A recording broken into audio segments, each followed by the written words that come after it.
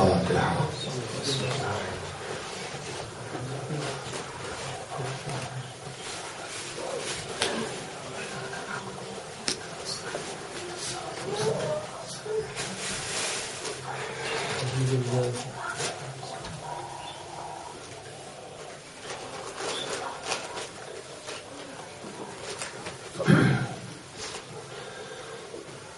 أعوذ بالله من الشيطان اللعين الرجيم. بسم الله الرحمن الرحيم. الحمد لله رب العالمين والعاقبة للمتقين والجنة للمؤمنين والنار للملحدين، والصلاة والسلام على سيد الأنبياء والمرسلين سيدنا ونبينا وشفيعنا أبي القاسم محمد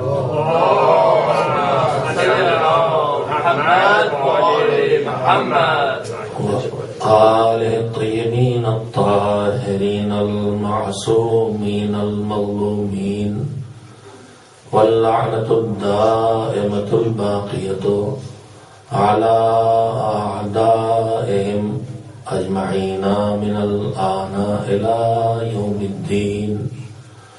أما بعد، فقد قال الله سبحانه وتعالى في كتابه المبين وهو أصدق الصادقين وقوله الحق.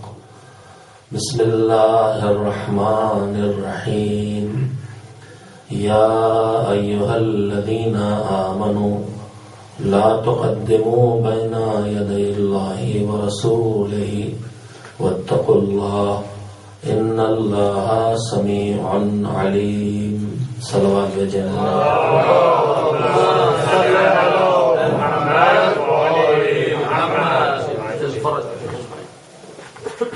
سورہ حجرات کی پہلی آیت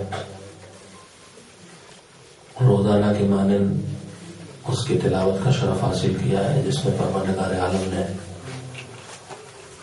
ہم کو ایک نہایت اہم حکم دیا ہے اور ایک نہایت اہم ہدایت جاری کی ہے ہمارے لیے کہ صاحبان ایمان ہرگز اللہ اور اللہ کے رسول سے آگے مت بڑھو، ان کی مکمل اطاعت کرو، ان کی ہر بات کو مانو، ان کے ہر حکم پر عمل کرو، نہ فکری لحاظ سے ان سے آگے بڑھو، نہ عملی لحاظ سے، نہ اخلاقیات میں اللہ اور اللہ کے پیغمبر سے آگے بڑھنے کی کوشش کرو، نہ زہد و عبادات کے میدان میں پیغمبر سے آگے جانے کی کوشش کرو۔ دین کی مکمل پابندی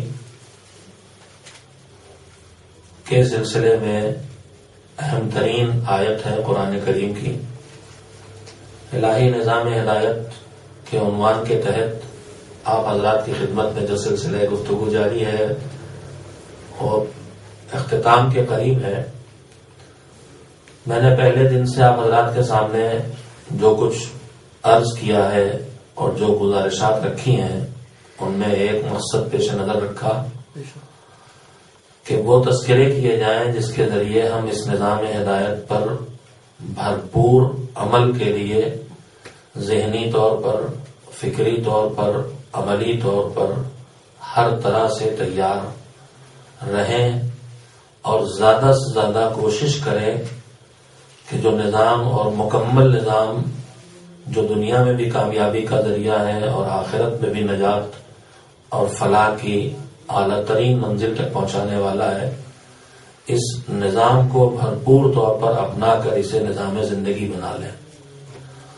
میں نے آپ حضرات کی خدمت میں شروع میں ہی یہ بات عرض کی تھی کہ نظام ہدایت پر گفتگو کا مقصد یہ نہیں ہے کہ میں اس کے وہ نمایاں اور اہم ارکان توحید، رسالت، امامت، عدالت، قیامت، قرآن، کعبہ، ان موضوعات پر سیدھے گفتگو کروں، بلکہ میرا مقصد اس موضوع کے رکھنے کا یہ ہے کہ جو کچھ ہدایت کی شکل میں ہمارے پاس آیا ہے اور ہم جتنے حصے ہدایت سے واقف ہیں اور جتنا دین ہمارے کانوں کے ذریعے ہمارے ذہنوں تک پہنچ چکا ہے یا ہماری آنکھوں کے ذریعے ہماری عقلوں تک پہنچ چکا ہے، اس حصے دین میں جس حصے پر ہماری توجہ کی ضرورت ہو اور توجہ کی کمی ہو اس کا تذکرہ کیا جائے، یا وہ اہم اجزاء جو ہم تک نہیں پہنچے ہیں یا بہت کم پہنچے ہیں ان کی طرف متوجہ کرنے کی کوشش کی جائے۔ اس سلسلے میں میں نے 2-3 شبوں پہلے جو امام خمینی رحمۃ اللہ علیہ کا جملہ آپ کے سامنے دہرایا تھا، اسے دہراتے ہوئے آج کی گفتگو شروع کرتا ہوں کہ یہ دین ہماری حفاظت کے لیے آیا ہے، یہ دین ہماری حفاظت کے لیے آیا ہے اور یقیناً آیا ہے، لیکن اگر یہ دین ہماری حفاظت نہیں کر پا رہا ہے تو اس کی وجہ یہ ہے کہ ہم اس دین کی حفاظت نہیں کر رہے ہیں۔ دین میں ملاوٹ ہونے کے بعد دین حفاظت کے لائق نہیں رہ جائے گا، جیسا کہ پانی میں اگر ملاوٹ ہو جائے تو پانی بھی بجائے اس کے کہ ہماری حفاظت کرے ہمارے لیے نقصان دہ ہو جاتا ہے۔ اس ملاوٹ سے بچانے کے لیے اور اس ملاوٹ کو پہچاننے کے لیے جو ملاوٹ آپ کی نگاہوں کے سامنے جاری ہے، جو کام اب منصوبہ بند طریقے پر ہو رہا ہے، جس کے لیے دنیا کی دین دشمن طاقتیں پیسے خرچ کر رہی ہیں، کہ جو اصل دین ہے اس اصل دین کو، اس موضوع کو کسی نہ کسی شکل میں کچھ نہ کچھ اس میں باہر سے لا کے ملا دیا جائے۔ اس سلسلے میں عقائد بھی محفوظ نہیں رہ گئے اور اس سلسلے میں اعمال بھی محفوظ نہیں رہ گئے اور اس سلسلے میں اخلاقیات بھی محفوظ نہیں رہ گئے ہیں، اور دوسرا کام اصل کے مقابلے میں نقل تیار کرنے کا کام جو ہمیشہ ہوا ہے، ہر دور میں ہوا ہے۔ اصلی امام کے مقابلے میں نقلی امام تیار کیے گئے، اصلی رسولوں کے مقابلے میں نقلی نبی لائے گئے، یہاں تک کہ خدا کے مقابلے میں خدا لائے گئے، اس لیے کہ کچھ بے عقلے ایسے زمین پہ بہرحال مل جاتے ہیں جو کتنا ہی نقلی مال کیوں نہ ہو، کتنی ہی اس کی کوالٹی خراب کیوں نہ ہو، ہم آپ جب نقلی سونے کا دھوکہ کھا کے خریدتے ہیں تو اس میں کچھ کوالٹی ہوتی ہے، لیکن اس میں کچھ زمین پر ایسے بھی ہوتے ہیں جو انتہائی خراب کوالٹی کے نقلی مال کو بھی اپنا لینے کے لیے ماہر ہوتے ہیں، ورنہ خدا فرعون کو کوئی خدا نہ مانتا، لیکن دنیا نے مانا۔ تو اس ملاوٹ اور اس نقلی مال سے کیسے اپنے آپ کو بچایا جائے، اس کے لیے 2 چیزوں کی ضرورت ہے، ایک علم کی ضرورت ہے اور ایک بصیرت کی ضرورت ہے۔ یہ 2 چیزیں جب تک ہماری قوم میں نہیں بڑھیں گی، نقلی کاروبار کرنے والے ہمارے درمیان آ کے نقلی مال بھی پھیلاتے رہیں گے اور اصلی مال کو ملاوٹ کر کے بھی پہنچاتے رہیں گے۔ میرے عزیزوں، اسی لیے مذہب نے علم اور بصیرت پر انتہائی درجہ زور دیا ہے، اور ان 2 کمیوں کو کسی صورت قبول کرنے پر مذہب تیار نہیں ہے۔ میں اس سلسلے میں میرے پیش نظر اتفاق سے چھٹے امام حضرت جعفر صادق علیہ السلام کے امام کے 2 ارشادات ہیں۔ ایک یہ کہ بغیر علم حاصل کیے ہم کامیاب نہیں ہو سکتے۔ میں اس وقت جو علم کی بات کر رہا ہوں اس سے مراد وہ علم ہے جس کا تعلق نظام ہدایت الہی سے۔ پوری دنیا میں جو علوم ہیں ان سارے علوم کی بات نہیں کر رہا ہوں، وہ ہماری ترقی کے لیے ضروری ہیں، لیکن اس وقت جو میرا موضوع گفتگو ہے کہ اگر ہم دین میں ملاوٹ سے بچنا چاہتے ہیں عقائد میں جو ملاوٹ کی جا رہی ہے، عقیدہ کچھ ہے اور اسے کچھ بنا کے پیش کیا جا رہا ہے. اگر آپ دیکھیں گے ان چیزوں کو، میں ایک نمونہ چھوٹا سے آپ کی خدمت میں صرف دوہرائے دیتا ہوں، غور آپ خود کریں گے. آپ اپنے بچپن میں یاد کیجئے، ائمہ طاہرین علیہم السلام کی خلقت نور سے ہے، ان کا وجود نورانی ہے، لیکن وہ اس دنیا میں جب تشریف لاتے ہیں تو ائمہ انبیاء سب کے سب وہ انہی انسانوں کی طرح ہیں جن انسانوں کے درمیان اللہ انہیں ہدایت کے لیے بھیجتا ہے. آپ کے بچپن میں، بلکہ صرف 10 سال پیچھے، امام کی ولادت کی تاریخ آتی ہے، معصوم کی ولادت کی تاریخ آتی ہے، حضرت زہرا صلوات اللہ وسلامہ علیہا کی ولادت کی تاریخ آتی ہے.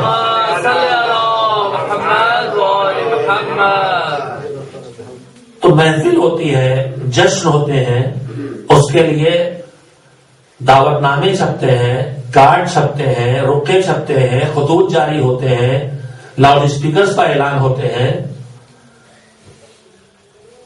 کیا لکھا ہوتا تھا؟ ولادت، جشن ولادت مولائے کائنات. آج جشن ولادت سید عالمیان. آج ایس ایم ایس آتے ہیں، ظہور نور ولادت حضرت زہرا. یہ بجائے ولادت کے لفظ کے ظہور کا لفظ کیوں استعمال کیا جا رہا ہے؟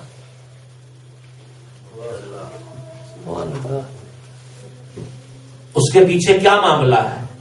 انسانی ذہنوں کو کہاں لے جانا چاہتے ہیں یہ لوگ؟ کیا سمجھانا چاہتے ہیں یہ لوگ؟ اس طرح کے نہ جانے کتنے نمونے، اور بہت سی جگہوں پر ہم فوراً بے سوچے سمجھے اپنا بھی لیتے ہیں. میں نے غور تو نہیں کیا ہے، لیکن میں پوچھتا ہوں کہ جب ولادت پر ظہور لکھتے ہیں تو شہادت کی تاریخ پر کیا لکھتے ہیں؟ شہادت پہ شہادت لکھتے ہیں یا کوئی اور لفظ؟ سبحان اللہ. جب وہ نور ہے اور اس کا ظہور ہوا ہے، سبحان اللہ. اب میں لفظ دہرانا نہیں چاہتا ہوں ورنہ یہی لفظ اٹھا لیا جائے گا. تو پھر غیبت لکھیے، اور غیبت کون والی ہے وہ بھی بتائیے. شہادت ہو گئی ہے تو شہادت تو راہ خدا میں قتل ہونے کو کہتے ہیں، اور یہ راہ خدا میں قتل ہونا انسان کے لیے ہے. تو میں نے ایک نمونہ آپ کی خدمت میں رکھا ہے کہ اس وقت جو طاقتیں صرف ہو رہی ہیں، جو کوششیں لگی ہوئی ہیں، وہ 2 طرح کی ہیں. یا تو جو اصل عقائد و نظریات ہیں ان میں ملاوٹ کر دی جائے، اور یا مقابلے میں کوئی نقلی نظریہ پیش کر دیا جائے.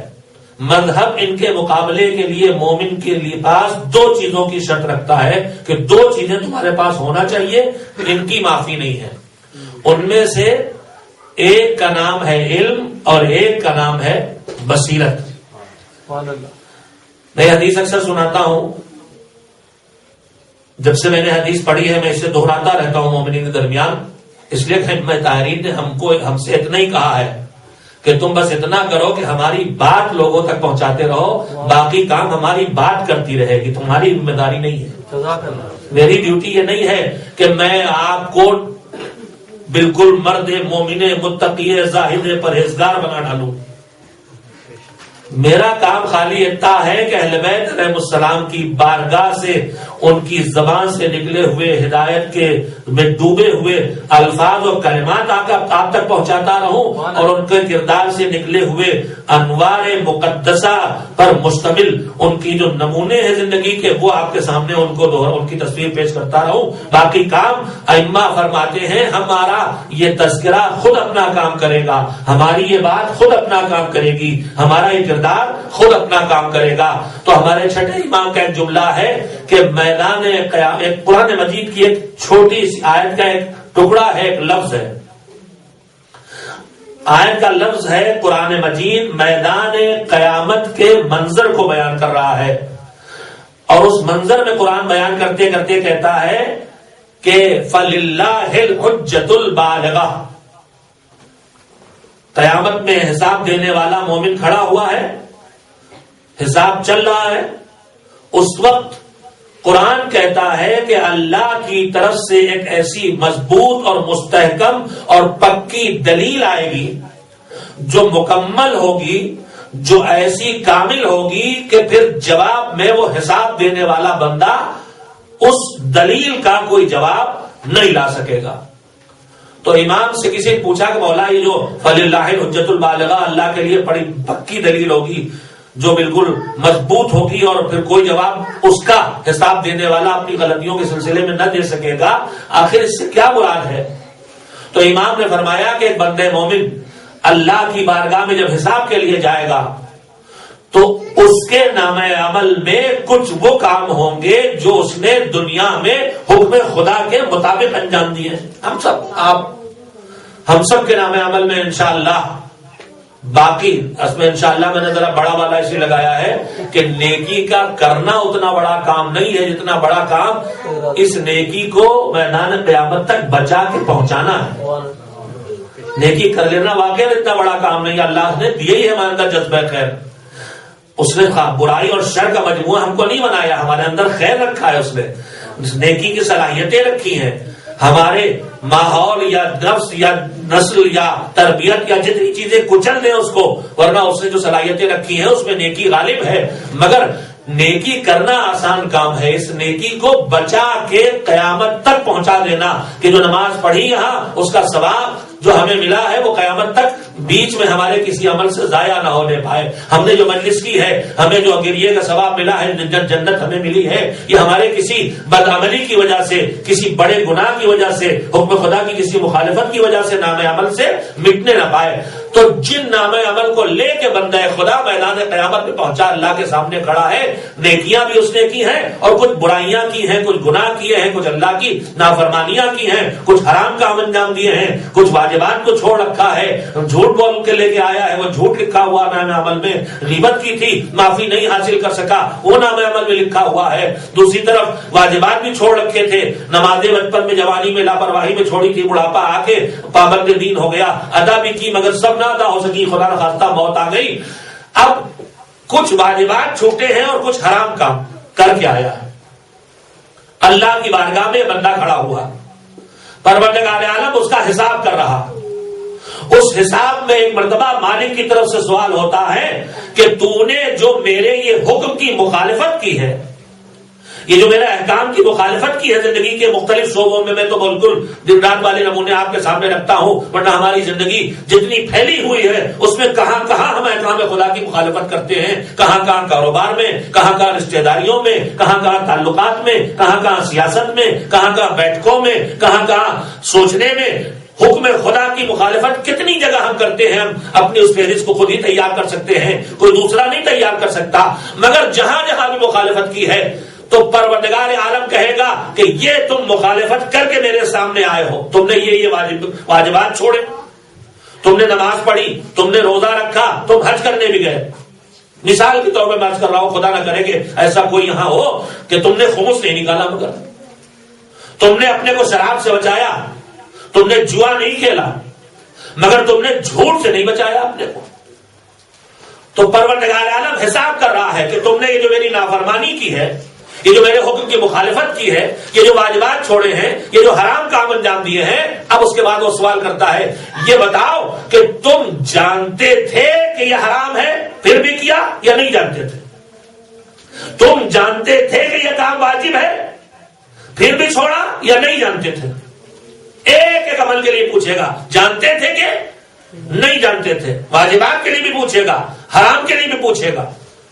اب جواب کیا ہے؟ دو ہی جواب تو ہو سکتے ہیں، اللہ کے جانتے تھے کہ نہیں۔ تو دنیا میں جو طریقہ ہے ہمارا آسان ترین، کہیں مولوی صاحب نے پکڑ لیا، اے بھائی آپ اچھے خاصے دیندار دکھائی دیتے ہیں، یہ جو آپ کے ساتھ آج میں گاڑی میں بیٹھا تھا، جو آپ نے کیسٹ نکال کے ڈالا تو میں نے دیکھ لیا کس چیز کا تھا، یہ نہ سنا کیجئے۔ ہمارے بیٹھنے سے پہلے گاڑی کی صفائی بھی ہوتی ہے، ہمیں وہ بھی پتا ہے۔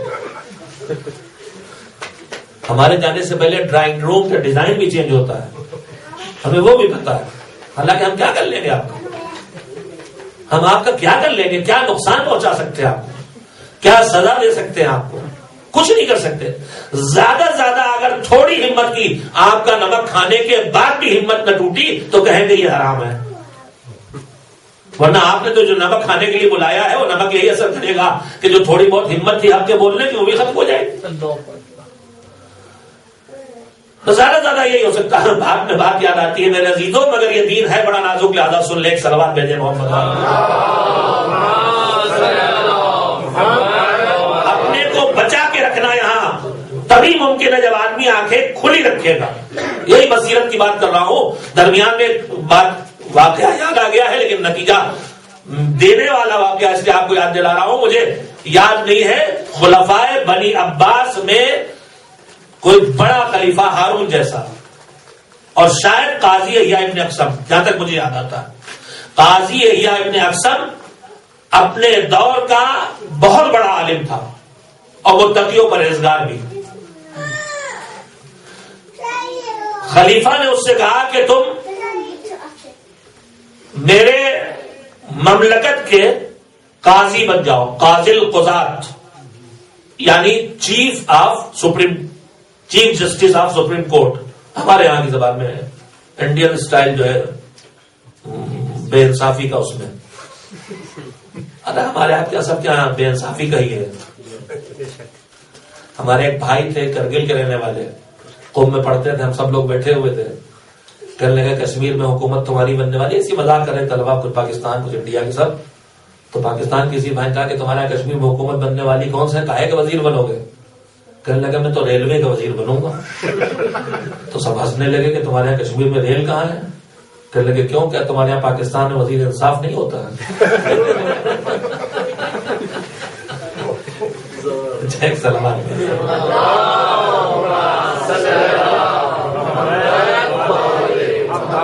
اللہ پر رحمت نازل کرے، دنیا سے رخصت ہو گئے. تو میرے عزیزوں، قاضی القضات بننے کی دعوت دی خلیفہ وقت یحییٰ ابن اقسم کو. اس نے کہا مجھے نہیں منظور، میں باطل کی حکومت کا قاضی القضات نہیں بنوں گا. اس نے کہا اچھا ایسا کرو کہ یہ قبول نہ کرو، کوئی بات نہیں، دونوں میرے بیٹوں کو پڑھا دو، ان کے تعلیم بن جاؤ، استاد بن جاؤ، ان کو پڑھا دیا کرو. اس نے کہا یہ بھی نہیں کروں گا، یہ بھی نہیں کروں گا، یہ حاکم کے اولاد ہے، میں اسے تعلیم نہیں دوں گا. کہا اچھا یہ نہیں کرتے، اتنے بڑے عالم ہو، ایک دن میرے گھر پہ آ کے کھانا تو کھا لو. تو یحییٰ ابن اقسم نے سوچا کہ اب اتنا بڑا بادشاہ ہے اور میں انکار کیے چلا جا رہا ہوں، اور اس میں کیا ہے کہ ایک وقت ان کے یہاں چل کے کھانا کھا لیں. کہا ٹھیک اچھا یہ قبول ہے، کھا لیں گے. پھر روایت کہتی ہے کہ جو ایک وقت کھانا کھایا تو اس کے بعد یہی قاضی یحییٰ ابن اقسم خلیفہ کے بچوں کا تعلیم بھی بنا اور قاضی القضات بھی بنا. تو جس میں اگر تھوڑی سے نجس غذا، حرام غذا پہنچ جائے تو کتنا بڑا نقصان وجود کو کر سکتی ہے. خیر میں کہیں سے کہیں چلا گیا تو میں آپ کو واپس لاؤں کہ بارگاہ الہی میں حساب کے لیے کھڑے ہوئے، اور تمہیں معلوم ہے کہ تمہیں معلوم نہیں تھا، تم جانتے تھے کہ تم جانتے نہیں تھے کہ حرام ہے، پھر بھی تم نے کیا. جانتے تھے کہ نہیں واجب ہے، پھر بھی تم نے چھوڑا. جانتے تھے کہ نہیں. تو اگر دنیا والا طریقہ ہے تو آسان طریقہ. یہاں مولوی صاحب نے جب ارے مولوی صاحب اچھا یہ حرام ہے، ہمیں تو پتہ ہی نہیں تھا، اب نہیں کریں گے، چلیے جان چھوٹ گئی. مگر کیا وہاں اس سے جان چھوٹنے والی؟ اگر وہاں ہم یہ کہیں کہ نہیں جانتے ہیں تو وہ بھی جانتا ہے کہ سچ کہہ رہے ہیں کہ جھوٹ، اور یہ کہیں کہ جانتے ہیں تو بھی جانتا ہے کہ سچ کہہ رہے ہیں کہ جھوٹ. تو اب دو ہی جواب ہوں گے وہاں پر بندے کے. یا تو کہے گا کہ مجھے نہیں معلوم تھا مالک، مجھے نہیں پتا تھا پروردگار کی حرام ہے، میں نہیں جانتا تھا کہ یہ واجب ہے ورنہ نہ چھوڑتا. تو روایت کہتی ہے کہ پھر سوال یہ ہوگا کہ حل لا تعلمتا، اگر نہیں جانتے تھے تو جاننے والوں سے پوچھ کے جانا کیوں نہیں؟ اور اگر یہ کہے گا کہ جانتے تھے تو کہا جائے گا حل لا عملتا، جانتے تھے تو عمل کیوں نہیں کیا تھا؟ تو دو ہی راستے ہیں، یا کہیں گے جانتے تھے، یا یہ کہیں گے کہ نہیں جانتے تھے۔ اگر کہیں گے جانتے تھے تو سوال ہوگا کہ پھر عمل کیوں نہیں کیا، اور اگر کہیں گے نہیں جانتے تھے تو سوال ہوگا کہ پھر جاننے والوں سے پوچھا کیوں نہیں۔ تو میرے عزیزو، اسلام میں دین میں آنے کے بعد نہ بغیر علم کے دین کی گاڑی آگے چلنے والی ہے، نہ بغیر عمل کے دین کی گاڑی آگے چلنے والی ہے۔ کبھی کبھی ہمارا کوئی بھائی چڑھ کے کہتا ہے کہ ہماری فلاح کے لیے، ہمارے فائدے کے لیے، ہماری بچت کے لیے اللہ نے دین بنایا ہے، ہمیں سب قبول ہے، پوری طرح قبول ہے، لیکن یہ کون سی زبردستی ہے کہ ہم اس پر عمل بھی ضرور کریں؟ ہماری مرضی، ہمارے لیے آپ نے کیا ہے نا، ہمارا بھلا اس میں ہے، تو ہم اپنا نقصان کریں گے اگر نہیں کریں گے۔ یہ کیا ہے کہ اگر تم ہمارے حکم پہ عمل نہیں کرو گے تو ان کو سزا دیں گے؟ اگر اس عمل کی، اس واجب کے چھوڑنے میں نقصان تو ہمارا ہو رہا، یہ اوپر سے ڈنڈا کیوں چلایا جا رہا ہے؟ یہ ہمارے اوپر سختی کیوں، یہ سزا کیوں، یہ عذاب کیوں، یہ عقاب کیوں؟ میرا عزیزو، اس سلسلے میں بات، اس میں ایک دلیل بھی لائی جاتی ہے۔ کہیں کہیں ہم ماشاءاللہ مجتہد ہو جاتے ہیں۔ 2-3 پوائنٹس ہیں جہاں میں نے اپنی پوری قوم کے ہر آدمی کو تقریباً مجتہد پایا۔ ایک، نماز جمعہ کے سلسلے میں ہر آدمی وہ آیت لیے بیٹھا ہے، اذا نودی للصلاۃ من یوم الجمعۃ فاسعوا الی ذکر اللہ۔ صاحب یہ تو بالکل بس اب اذان ہو گئی تو واجب عینی ہے، واجب اختیاری کیوں کہا جاتا ہے، اور واجب تخیری کیوں کہا جاتا ہے؟ انہیں میں ایک استدلالیہ دلیل سامنے آتی، لا اکراہ فی الدین۔ یہ کیا زبردستی، ہم پردہ کریں نہ کریں؟ لا اکراہ فی الدین قرآن میں لکھا ہوا ہے، ہم نماز پڑھے چاہے نہ پڑھے، قرآن میں لکھا ہے لا اکراہ فی الدین، دین میں کوئی زور زبردستی نہیں۔ میرے عزیزو، صحیح بات اگر سمجھنا چاہتے ہیں، اگر بحث کرنے کے لیے دلیل دینا ہے خالی، جیسے وکیل کورٹ میں دلیل دیتے ہیں غلط کو صحیح اور صحیح کو غلط ثابت کرنے کے لیے، تو وہ وہاں تو فیصلہ کبھی نہیں ہو سکتا۔ لیکن اگر واقعی کوئی سمجھنا چاہتا ہے تو اس لا اکراہ فی الدین کا مطلب یہ ہے کہ دین کے ماننے کے سلسلے میں تمہارے اوپر کوئی زبردستی نہیں ہے، تمہاری مرضی، تم دین کو مانو اور چاہے نہ مانو، تم ہندو ہو ہندو رہو، ہم کوئی زبردستی تمہارے ساتھ نہیں کریں گے کہ تم مسلمان بنو، تم عیسائی ہو تو عیسائی رہو، ہم کوئی زبردستی نہیں کریں گے تمہارے ساتھ کہ تم مسلمان بنو، تم یہودی ہو تو یہودی رہو، ہم تمہارے ساتھ کوئی زبردستی نہیں کریں گے کہ تم مسلمان بنو۔ لا اکراہ فی الدین کا مطلب یہ ہے، اور اس کی وجہ بھی آیت آگے کہہ رہی ہے، قد تبین الرشد من الغی، گمراہی اور ہدایت ایک دوسرے سے زبردست طریقے سے الگ الگ ہو گئے ہیں، اتنا فاصلہ گمراہی اور ہدایت میں ہے کہ اب ہدایت کو قبول کرنے میں کسی زبردستی کی ضرورت ہی باقی نہیں رہ گئی، کسی زبردستی کی ضرورت ہے ہی نہیں ہے، حق اتنا کلیئر، اتنا واضح، اور رشد اور ہدایت اتنا نمایاں ہے کہ اس کے اوپر کسی طرح کی زبردستی کی ضرورت نہیں رہ گئی۔ تو یہ آیت جو کہہ رہی ہے وہ یہ کہہ رہی ہے کہ دین کا باہر والا زبردستی دین کے اندر نہیں لایا جائے گا، لیکن دین کے اندر آ گئے، حاکم مان لیا، حکومت تسلیم کر لی، تو پھر اب حکم ماننا پڑے گا۔ جب یہ کہہ دیا اللہ ایک ہے، اللہ قادر ہے، اللہ عالم ہے، نبی معصوم ہے، نبی اللہ کے نمائندے ہیں، امام اللہ کے نمائندے ہیں، نائب امام کی غیبت کے دور میں وہی حیثیت اور ان کو وہی اختیارات دیے گئے ہیں مومن کی زندگی کے سلسلے میں جو ظہور کے دور میں ائمہ طاہرین اس نظام کو چلانے کے لیے رکھتے تھے، وہ اختیارات ان کے حوالے کیے ہیں۔ تو میرے عزیزو، یہاں پر مسئلہ حاکم کو ماننے کا نہیں ہے، حاکم کو تو آپ نے اپنی خوشی سے مانا، اب یہاں حکم کے ماننے کا مسئلہ ہے۔ میں اس کی ایک مثال بھی دیتا ہوں، یہاں پہ جتنے حضرات تشریف فرما ہے، انشاءاللہ یہاں بہت سے وہ ہوں گے جن کے پاس اس وقت برٹش پاسپورٹ ہوں گے، بہت سے لوگ وہ ہوں گے جن کے پاس ابھی اپنے اپنے ملکوں کے پاسپورٹ ہوں گے، پھر یہاں پر رہنے کا ان کے پاس قانونی پیپرز ہوں گے، ویزے ہوں گے۔ اچھا، چاہے برٹش ہو، چاہے پاکستانی، چاہے انڈین، چاہے افریقن، کوئی پاسپورٹ ہو، کسی میں یہ تو نہیں لکھا ہے کہ مجلس میں سلوات مت بھیجنا۔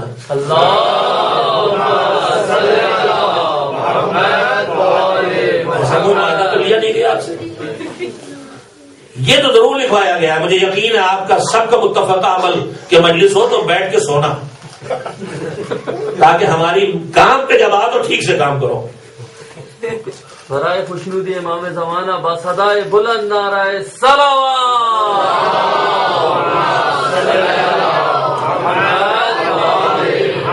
اور دیگر نعرہ صلوات.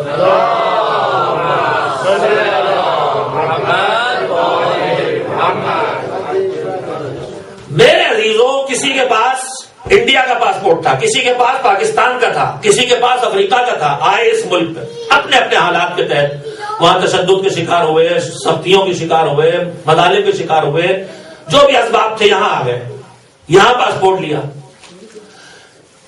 یہاں کی حکومت گئی تھی کیا درخواست لے کے کہ سرکار چلیے ہماری نیشنلٹی لے لیجیے؟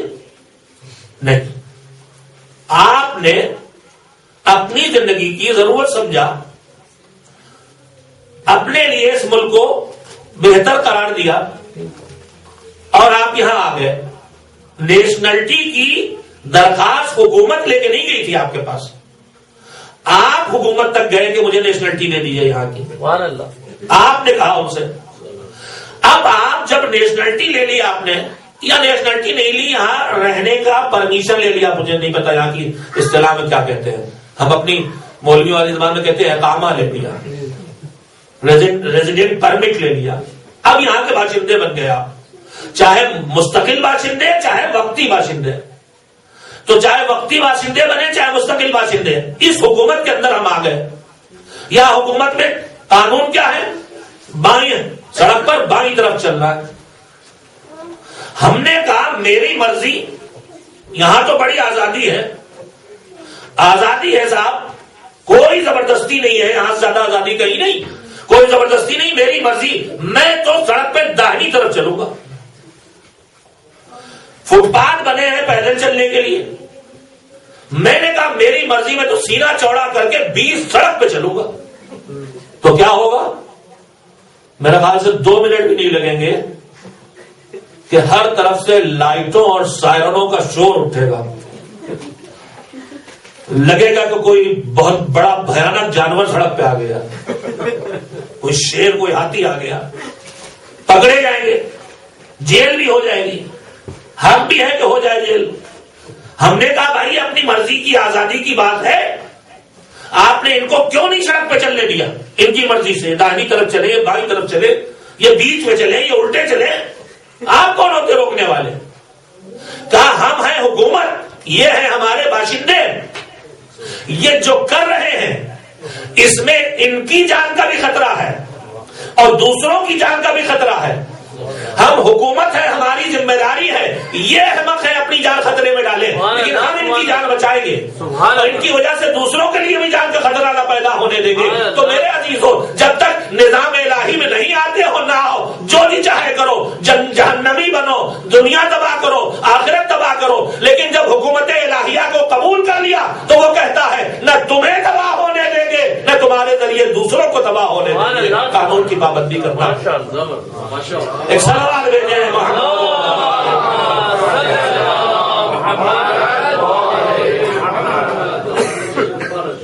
مجھے اس کی اجازت ہرگز نہیں.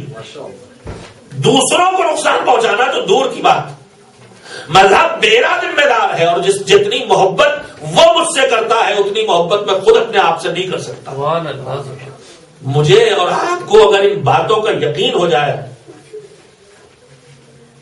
کہ پروردگار کتنی محبت اپنے بندوں سے کرتا ہے، تو ہماری اپنی، جیسے ہم اگر کبھی اس ملک میں آ کے رہ رہے ہیں، ہمارے ماں باپ کتنے ایسے جن کے ماں باپ اپنے ملکوں میں ہیں، بوڑھے، بیمار، کمزور، حالات کا شکار ہو کے ہم برسوں ان سے ملنے نہیں گئے. اگر چلتے وقت بوڑھی ماں نے کوئی ایک جملہ کانوں میں کہہ دیا تھا، بیٹا دیکھو خیال رکھنا کہ تم ایک شریف باپ کے بیٹے ہو، مثال کے طور پر مائیں کہتی ہیں، اور جس ماں نے کہہ کے بھیج دیا اس نے اپنے بچے کو بچا بھی لیا. تو میرے عزیزوں میں جانتا ہوں کہ خالی اس محبت کرنے والی ماں کا یہ جملہ نہ جانے کہاں کہاں بچائے گا. نہ جانے کہاں بچائے گا، خالی یہ محبت بچائے گی. اس لیے کہ ہمیں اپنی ماں کی محبت کا احساس ہے، تو وہ اس محبت میں ہم سے جو کہہ رہی ہے ہم اس کو اپنے پورے وجود کی طاقت کے ساتھ اس پر توجہ دے کے اس پر عمل کی کوشش کرتے ہیں. اس پروردگار کے دائرے حکومت میں ہم نے اپنی مرضی سے داخل کیا ہے. ایسے تو پوری کائنات اس کے اختیار میں ہے، لیکن ہم نے لا الہ الا اللہ کہہ کے اعلان کیا ہے کہ دنیا تجھے، یہ کائنات کے یہ دوسرے تجھے اپنا حاکم مانے چاہے نہ مانے.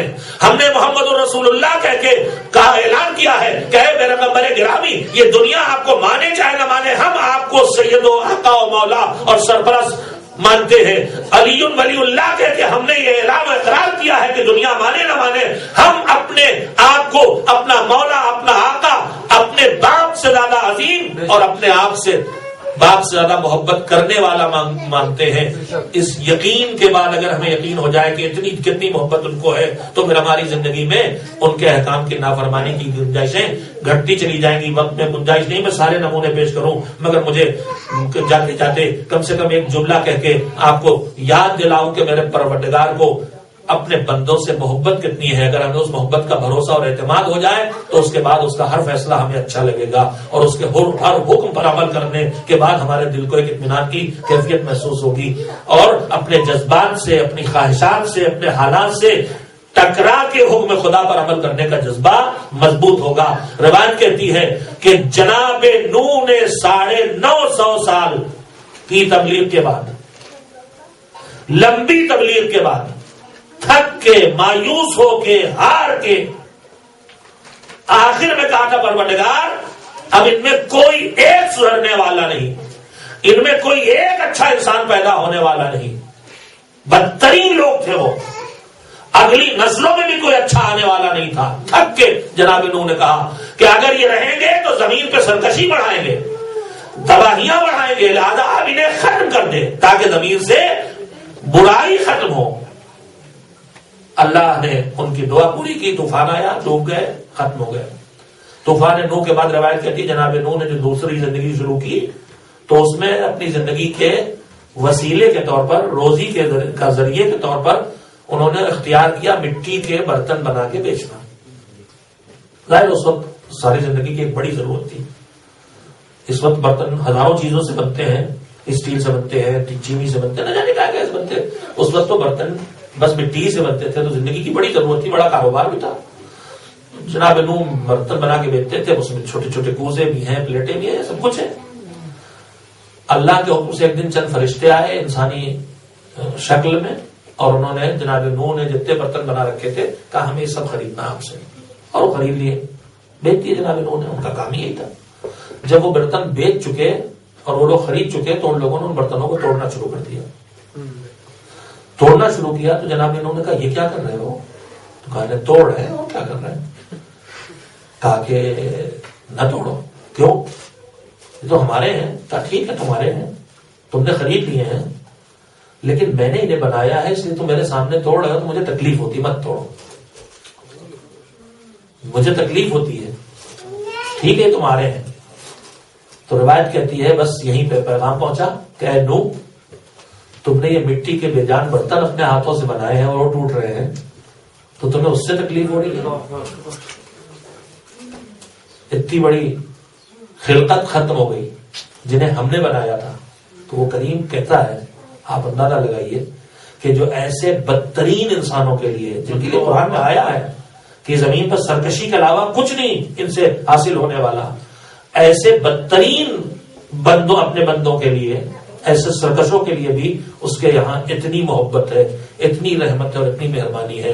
تو ہمارے لیے جو کم سے کم زبان سے تو کہہ رہے ہیں کہ مالک ہم تیرے بندے ہیں، جو کم سے کم ہم مایوسیوں کا شکار ہو کے تو اس کی بارگاہ میں جا کے فریاد کرتے صدق دل سے، کوئی سہارا نہیں بچا ہے تیرے علاوہ.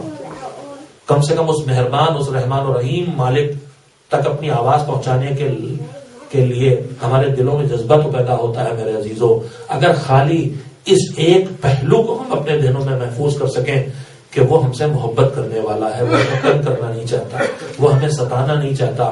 ماں باپ بھی کبھی کبھی اولاد کی بدسلوکی پہ جھنجلا کے، بگڑ کے تھپڑ مار دیتے ہیں، لیکن اس کے یہاں نہ کوئی جھنجلاہٹ ہے، نہ کوئی غصہ نہ کوئی ناراضگی ہے، اس کے ہاں تو صرف رحمت ہی رحمت ہے، لیکن بندہ اپنے آپ کو خود اس کے عذاب کا حقدار بناتا ہے، اس کی نافرمانیاں کر کے، احکام کی مخالفت کر کے، اس کے نتائج کے طور پر وہ یہاں تک پہنچتا ہے کہ اپنے نامہ عمل میں ان گناہوں کو بڑھاتا چلا جاتا ہے جو جہنم میں جانے کا ذریعہ بن جائے۔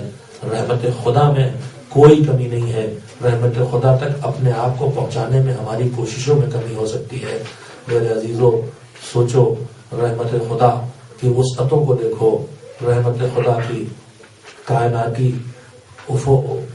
حیثیت کو دیکھو، کیسا کریم پروردگار ہے، اور اس کے پہچاننے والے اگر ہیں تو وہ کیسے ہیں۔ ہم آپ زندگی کی چھوٹی سے مشکل پہ پریشان ہو کے شکووں پہ آ جاتے ہیں، پتہ نہیں کیا ہے ہمارا مالک، ہمارے اوپر روز ایک نئی مصیبت آ جاتی ہے، حالانکہ ہماری زندگی میں ہزار ایسے واقعات ہیں، ہزار ایسے حرکتیں ہماری ہیں جو اللہ کی ناراضگی کا سبب ہو سکتی ہیں، لیکن ہم محسوس نہیں کرتے۔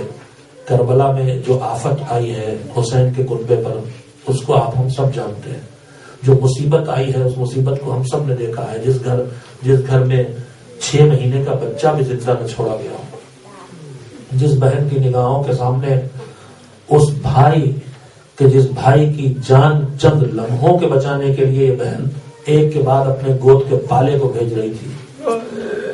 زینب کیوں راضی ہوتی تھی اور محمد جاؤ مقتل میں؟ اس لیے تاکہ تھوڑی دیر میرا بھیا حسین زندہ رہے، جاؤ عباس جاؤ، تم بھی جاؤ، تاکہ میرا بھیا حسین تھوڑی دیر اور زندہ رہے۔ اکبر تمہیں میں نے پالا ہے، مگر میں تمہیں اجازت دیتی ہوں، جاؤ تاکہ چند لمحے میرا بھائی حسین اور زندہ رہ جائے۔ وہ بہن جس نے اپنا سب کچھ قربان کر کے بہن نے بھائی کی زندگی کے چند لمحات کی حفاظت کی ہے، سوچو جب اس بہن کی نگاہوں کے سامنے بھائی کے سوکھے گلے پہ کبھی خنجر چلتا ہے، کبھی کٹا ہوا سر نو کے نیزہ کی بلندی پہ دکھائی دیتا ہے، اور کبھی جسم پامال ہوتا ہوا دکھائی دیتا ہے، تو اس بہن کے اوپر کیا گزرتی ہے؟ مگر کربلا کی ان ساری مصیبتوں کا مقابلہ کرتے ہوئے کربلا کی یہ شیر دل خاتون کٹے ہوئے سروں کو نو کے نیزہ پر لیے ہوئے جب ابن زیاد کے دربار تک پہنچی، بھائی کا کٹا ہوا سر سامنے تخت کے نیچے تشت میں زمین پہ رکھا ہوا ہے، کٹے ہوئے سر پہ بہن کی نگاہیں بھی جا پڑ چکی ہے، دور سے بھیا کو سلام بھی کر چکی ہے۔ ان حالات میں جب رسم بستا ہے سب کے سب بیویاں، ایک مرتبہ ابن زیاد ایک عجیب و غریب سوال کرتا ہے، دل کا دکھانے والا اور انتہائی درجہ تکلیف پہنچانے والا، اور ذرا سے کوئی کمزور دل و دماغ کا ہو تو بہک جائے، میری بہنیں بغور سنے۔ ایک مرتبہ ابن زیاد نے کہا، زینب تم نے اپنے خدا کا برتاؤ اپنے ساتھ کیسا پایا؟ زینب کبریٰ کا تاریخی جواب یہ علی کی بیٹی کے علاوہ کوئی یہ جواب نہیں دے سکتا۔ فرمایا، ما رأینا الا الجمیل، ہم نے تو بھلائی کے علاوہ کچھ دیکھا ہی نہیں۔ یہ صرف میری شہزادی جواب دے سکتی ہے، جس کا کنبہ لٹ گیا ہے، وہ کہہ رہی ہے ہمارا اینا الا الجمیل۔ ازادار و ایام ازا ختم ہوئے، رونے کے دن میں گھٹتے چلے جا رہے ہیں، فرش ادا کی رونق کم ہو جائے گی۔ سال بھر ہم فرش ادا بچھاتے ضرور ہیں، ہر موقع پر ہر بہانے سے، مگر نہ جانے کیا بات ہے، محرم کا اور سفر کا یہ مہینہ جب آتا ہے، عجب سی رونق ہمیں حسین ہماری زندگی میں پیدا کر دیتی ہے، عجب سی زندگی ہمارے دلوں میں پیدا ہو جاتی ہے۔ وہ دن گھٹتے چلے جا رہے ہیں، حسین کا قافلہ شام کے زندان میں قیدی بنا کے رکھا گیا ہے۔ بس سنے 2-3 فقرے سنے، زندان اتنا چھوٹا ہے، اتنی کم جگہ ہے کہ اکثر سید سجاد دروازے پہ آ کے بیٹھ جاتے ہیں۔ زندان کے نگراں نے پوچھا، تم زندان کے باہر دروازے پہ آ کے کیوں بیٹھ جاتے ہو؟ کارکن جانتا ہے جگہ اتنی تنگ ہے کہ میری پھوپھیوں اور میری بہنوں کے بیٹھنے کی جگہ بھی نہیں ہو پاتی، میں یہاں چلا آتا ہوں تاکہ میری بہنوں کے لیے ذرا سے، میں پھوپھیوں کے لیے ذرا گنجائش بڑھ جائے۔ ایک ایسا ہی موقع ہے، سید سجاد در زندہ پہ بیٹھے ہیں کہ زندان کے نگراں نے آ کے کہا کہ تم کو ہم رونے سے منع نہیں کرتے، تمہارا گھر لٹا ہے، تمہارے کنبے کے سرپرست مارے گئے ہیں، تم تباہ ہوئے ہو، ہم رونے سے منع نہیں کرتے، لیکن اپنی بیویوں سے کہو رات کی تاریکی میں گھر سے باہر نکل کے نہ رویا کرے۔ خلیل سجاد نے کہا بھائی تو جانتا ہے ہم قیدی ہیں، ہم کو زندان سے باہر کیسے نکل کے جا سکتے ہیں، یہ بات تو کیوں کہہ رہا ہے؟ رات کی جب تاریکی آتی ہے، اندھیرا پھیل جاتا ہے، تو پشتی زندان پہ کوئی بیوی آگے یا حسین یا حسین کہہ کے ماتم کرتی ہے۔ سید سجاد نے کہا میں ببی اماں سے پوچھے لیتا ہوں، اٹھ کے اندر آئے، ببی اماں کیا ہم میں سے کوئی باہر رات میں جاتا ہے بابا کا ماتم کرتا ہے؟ کہا بیٹا تم خود سمجھتے ہو ہم باہر کیسے جا سکتے ہیں، مگر کیوں؟ کہا ببی اماں رات میں کوئی بیوی آ کے روتی ہے، زندان کا نگراں بتا رہا ہے۔ کہا بیٹا اس سے کہو اب جب رونے والی آ جائے تو ہمیں بھی ذرا بتا دے، ہم ملنا چاہتے ہیں، ہم دیکھنا چاہتے ہیں۔ رات آئی، سناٹا پھیلا، تاریکی بڑی، اندھیرے میں مرتبہ یا حسین کی آواز اٹھی، ایک بیوی کی لڑکی رحمت زدہ آواز، زندان کا نگراں آیا، چلو رونے والی آ گئی۔ پوچھتے زندان پہ پہنچی زینب کبریٰ، ایک بیوی سر پہ چادر ڈالے، پوچھتے زندان سے پیٹ ٹیکی، ہائے حسین، ہائے حسین، ہائے حسین۔ ارے زینب آگے بڑھی، ہاتھ جوڑ کے کہا بی بی تم کون ہو؟ ارے جب سے ہمارا بھیا مارا گیا کوئی ماتم تو کرتا نہیں، ہم روتے ہیں تو ہمیں تماچے مارے جاتے ہیں۔ بی بی نے نقاب ہٹائی، اے میری بیٹی زینب، یہ تمہاری دکھیاری ماں فاطمہ، ارے کبھی کربلا کے بیابان میں قبر حسین پہ ماتم، کبھی زندان شام میں اپنے لخت جگر کا ماتم، وسيعلم الذين ظلموا أيام ينقلبون على لعنة الله على القوم الكاذبين۔ بارہ شہداء کربلا، اسیران اہل حرم، مظلومان کربلا کا واسطہ ہماری سزاداری کو قبول فرما۔ اہل بیت طاہرین علیہ السلام کے طفیل میں ہمارے سارے اعمال خیر کو ساری کمیوں کے باوجود قبول فرما دے۔ معبود ہمارے گناہوں کو معاف فرما دے، ہمیں اس زندگی میں وہ توبہ دے، توبہ کی توفیق دے جسے تو قبول فرما دے۔ پروردگارہ ہماری جسمانی بیماریوں کے ساتھ ساتھ ہماری روحانی اور معنوی بیماریوں سے ہمیں نجات عنایت فرما دے۔ جو دنیا سے جا چکے ہیں رحمت فرما۔ بار الہ محمد علیہ محمد علیہ السلام کے چاہنے والوں کی حفاظت فرما، دنیا بھر میں پھیلے ہوئے مومنین و مومنات کی جان، مال، ان کے دین اور ان کی اگلی نسلوں کی حفاظت فرما۔ بار الہ مزارات مقدسہ کی حفاظت فرما، ہم سب کو توفیق حج و عمرہ و زیارت عنایت فرما۔ پروردگارہ دشمنان دین کے خلاف جتنی سازشیں رچ رہے ہیں سب کو ناکام کر دے۔ بار الہ دشمنان دین کو نیست مقبول فرما، پرچم اسلام پر سر بلندی عطا فرما، پرچم کفر و نفاق کو ہمیشہ کے لیے سرنگوں کر دے۔ بار الہ زمانے کے ایمان کو، مولا کو، حاکم کو، آقا کو ہم سے راضی اور خوشنود فرما، انہیں جلد از جلد اذن ظہور عنایت فرما۔ بعد ظہور ان کی خدمت میں حاضری دے کر قیام حق کے لیے جہاد کرتے ہوئے شرف شہادت حاصل کرنے کے لائق بنا لیا۔